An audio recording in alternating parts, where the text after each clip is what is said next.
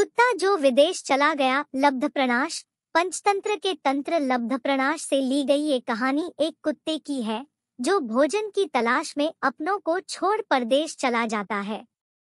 वहां उसे खाने पीने की कोई कमी नहीं रहती, फिर भी वो लौटकर अपने देश आ जाता है। क्यों? जानने के लिए पढ़िए पूरी कहानी। एक नगर में एक कुत्ता अपने साथियों के साथ रहता था। उसका नाम चित्रांग था। सभी कुत्तों का जीवन प्रेम भाव से रहते हुए सुख शांति से व्यतीत हो रहा था। किंतु एक बार उस नगर में अकाल पड़ गया। खेत खलिहान सूख गए।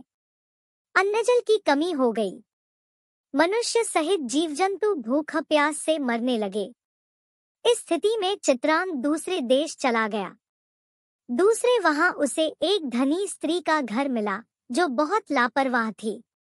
प्रायः उसके घर का दरवाजा खुला रहता था और चित्रांग वहां घुसकर विभिन्न प्रकार के पकवान छककर खाता था।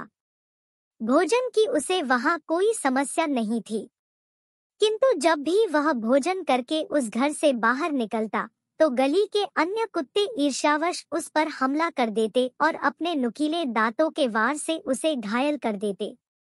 कुछ दिन तो भोजन के कारण चित्रांग किसी तरह वहां रहा, किंतु अपने ही वंशभाइयों का ईर्ष्यापूर्ण व्यवहार उसे रास नहीं आया। उसने सोचा कि इससे तो मेरा नगर ही अच्छा है। वहां अकाल अवश्य है, किंतु यहाँ की तरह कोई अपने वंशभाई को काट खाने को तो नहीं दौड़ता। मैं तो अपने नगर वापस जा रहा हूँ। वह अपने नगर लौट आया। उसके आने की सूचना मिलते ही उसके भाई बंधु उससे मिलने पहुंच गए।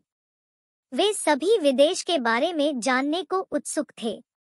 वे पूछने लगे, भाई, हम सभी जानना चाहते हैं कि वह स्थान कैसा था। वहां के लोग कैसे थे? उनका व्यवहार कैसा है?